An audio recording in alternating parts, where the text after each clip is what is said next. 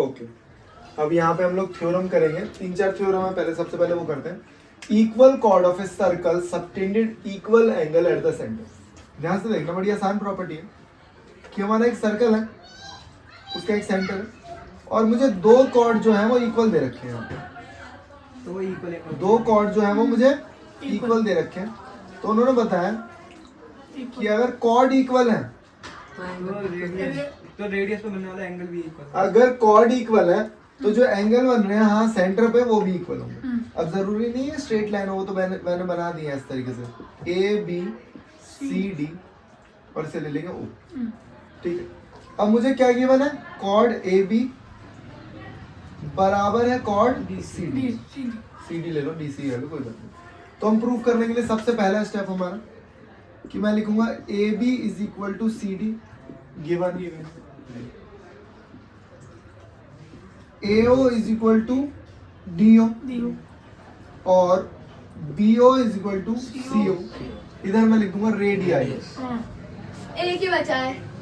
ठीक है, क्या मैं लिख दूंगा, रेडियस। ओके, तो तीन चीजें हो गई, साइड साइड साइड से कॉन्ग्रुएंसी प्रूव कर सकते, साइड सीधे लिख देता हूं, साइड साइड साइड से कॉन्ग्रुएंसी प्रूव हो गई। अब बचा क्या, ध्यान से देखो, ये जो भी एंगल बच गए वो सारे CP से बराबर हो जाएंगे। AOB is equal to DOC, sorry equal COD by CPC। अब सुन लो एक छोटी सी बात, इसका वाइस वर्सा भी इक्वल होगा। मतलब क्या होगा कि अगली बार जब हमें एंगल दे रखे होंगे तो हमें क्या प्रूफ करना होगा कि कॉर्ड बराबर है। सुन लो मेरी बात दोबारा से कि तो ये वहां पे चेंज क्या आएगा, बस ये वाली चीज टू प्रूफ में आ जाएगी। अभी टू प्रूफ क्या है, वो AO DO BO CO।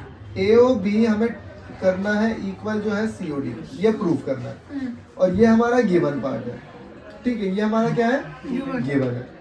तो ये दोनों शफल हो जाएंगे, दोनों क्या हो जाएंगे, शफल हो जाएंगे। इसमें कुछ भी मतलब ऐसा नहीं है कि जो बहुत टफ लगे। Okay, the line drawn through the centre of a circle to bisect a chord is perpendicular to the chord. ठीक है, मतलब क्या है कि यहाँ पे मैंने एक सर्कल बनाया, यहाँ पे एक मैंने बनाई कॉर्ड। रेडियस से एक लाइन आएगी। अच्छा, दो चीजें हैं इसमें, दो चीजें ऐसे वो ले लें, O B O A a line drawn through the centre of a circle to bisect a chord, कि वो बाइसेक्ट कर रही है, बताया इन्होंने हमें। इसका मतलब गिवन क्या है, गिवन है AC is equal to BC, ये गिवन है। और हमें प्रूफ क्या करना है, टू प्रूफ कि ये जो बाइसेक्ट तो कर रही है, हमें ये बताना है ACO is equal to BCO is equal to 90। मतलब मुझे प्रूफ करना है कि भाई परपेंडिकुलर है। मुझे क्या प्रूफ करना है, परपेंडिकुलर है। परपेंडिकुलर है, ये जो बाइसेक्टर है ना ये परपेंडिकुलर है, ये प्रूफ करना है। अब ध्यान से मैंने दो ट्रायंगल लिए, अब दो ट्रायंगल लेने के बाद सबसे बड़ी चीज, पहली चीज गिवन है वो लिख दो सबसे पहले, AC और BC बराबर है, गिवन है, ये तो हमें गिवन है क्योंकि ये एंगल साइड बाइसेक्टर है। ठीक, उसके बाद OC और OC बोलो कॉमन है, बहुत बढ़िया। फिर AO और OB रेडियस, ये क्या है, रेडियस। तो इसका मतलब ACO इज इक्वल टू, ये दोनों ट्रायंगल कॉन्ग्रुएंट हो गए, BCO कॉन्ग्रुएंट हो गए। अब जब ये कॉन्ग्रुएंट हो गए तो मैं ऐसे लिख सकता हूँ ACO is equal to BCO, ये दोनों एंगल इक्वल हो गए, CPCT से बाय CPCT। ठीक है, अब मुझे पता है ये जो ACB है, ये जो पूरी लाइन है, इन दोनों का सम कितना है, इन दोनों का सम 180 है। तो ACO plus BCO is equal to 180, linear pair, क्योंकि ये दोनों एंगल इक्वल है। तो मैं लिखूंगा twice of angle ACO is equal to 180। ACO कितना हो गया, 180 बाय 2 90 डिग्री। तो जब ये एंगल 90 हो गया तो मैंने तो बता ही दिया ये दोनों एंगल 90 है, हो गया। अब रुक जाओ, इसकी उल्टी थ्योरम। उल्टी थ्योरम क्या है, बस उसमें क्या लिखा होगा, ये 90 दे रखा होगा और हमें प्रूफ करना होगा बाइसेक्टर। RHS से होगा। तो हाँ RHS से हो जाएगा। 90 इस बार दे दिया हाँ। तो बस इसकी जगह हम 90 लिख देंगे और बाई CPCT ये वाली दोनों साइड बराबर हो जाएंगे। होगा क्वेश्चन। इसे कहते हैं वाइस वर्सा, मतलब कभी भी ये कोई सी भी थ्योरम आ सकती है। बस तुम्हें ये देखना कि बोला क्या है। यहाँ पे पहला पार्ट होगा गिवन और जो बाद का लिखा है वो हमारा टू प्रूफ। Okay okay. अब ये थ्योरम है बहुत ज्यादा इंपॉर्टेंट, मतलब इसके तो यूज भी बहुत है। और याद रखना सर्कल आपको एक एक्सट्रीम लेवल तक पढ़ना है, मतलब 10th में भी है, इसलिए बोल रहा हूँ।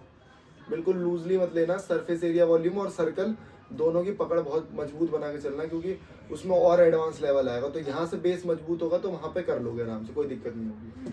The angle subtended by an arc at the center is double the angle subtended by at any point on the remaining part of the circle। मतलब कि भाई दो पॉइंट है P और Q, दो पॉइंट है P और Q।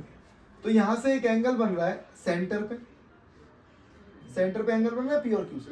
ओके जी। P और Q से जो सेंटर पे एंगल बन रहा है वो डबल होगा जो उसका रिमेनिंग पार्ट है।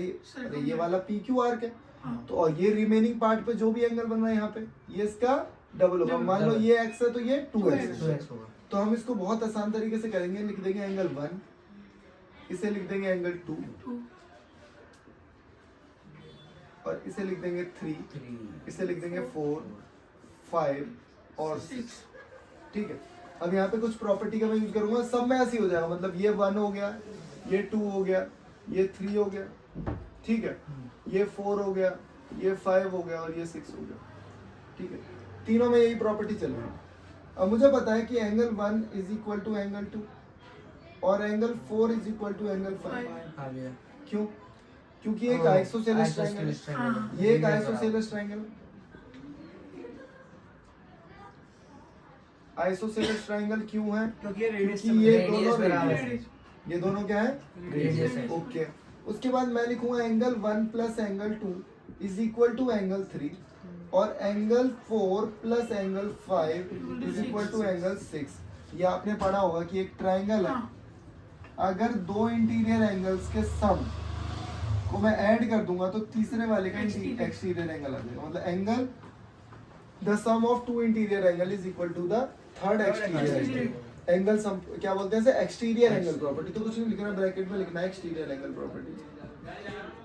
Exterior angle property.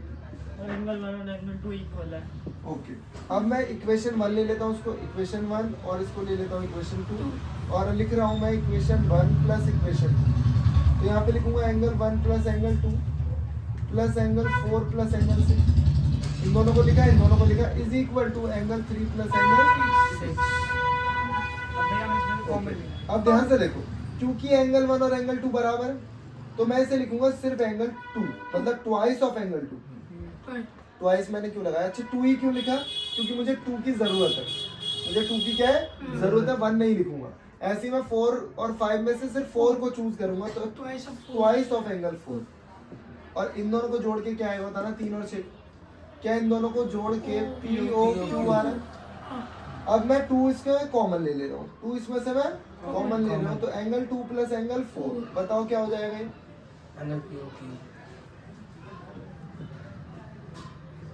ये हो जाएगा PAQ। क्या हो जाएगा? Twice of PAQ is equal to angle POQ। यही हमें प्रूफ करना था, हो गया प्रूफ। अब यही एप्लीकेबल सब में होगा। अब एक छोटी सी बात और याद रखना कि बेटा ये तो इंटीरियर है लेकिन ये क्वाड्रिलेटरल का एक्सटीरियर एंगल है। तो कई बार बच्चों को मैंने तुम्हें क्वेश्चन भी कराया अभी, उसमें मैंने आपको बताया कि बेटा कई बार क्या होता है, यही वाला फिगर होता है और ये बड़ा वाला एंगल उधर दे रखा होता है 130 और पूछ लेते हैं ये वाला एंगल कितना है। तो बच्चे सोचते हैं अरे ये तो 130 का डबल होगा, जो कि नहीं है। एक पहले इधर वाला एंगल निकालना पड़ेगा मुझे, बाहर वाला। तो बाहर वाला 360 में से माइनस करोगे तो कितना आएगा? 230। बहुत बढ़िया। 230 का हाफ 115 115 हाँ भैया, भैया 15 30 और 200। ठीक है 115। ठीक है, तो इस लेवल पे क्वेश्चन करने, जब तक बहुत सारे क्वेश्चन नहीं लगा लेते। MCQ क्वेश्चन सबसे पहले लगाया करो आप, जितने भी एमसीक्यू हैं, एमसीक्यू वाले की आरडी शर्मा लगाती है एमएन अग्रवाल में से, उसमें से बुक उठाओ, जितने एमसीक्यू मिल रहे सारे लगा लो। और भी थ्योरम्स हैं वो भी मैं कराऊंगा, ठीक है। लेकिन कंसेप्चुअल बेस जो है ना एक मार्क्स वाले, तो वो दिमाग के तुम्हारे कोर्स खोलेंगे, उसकी प्रैक्टिस जरूर करो, ठीक है।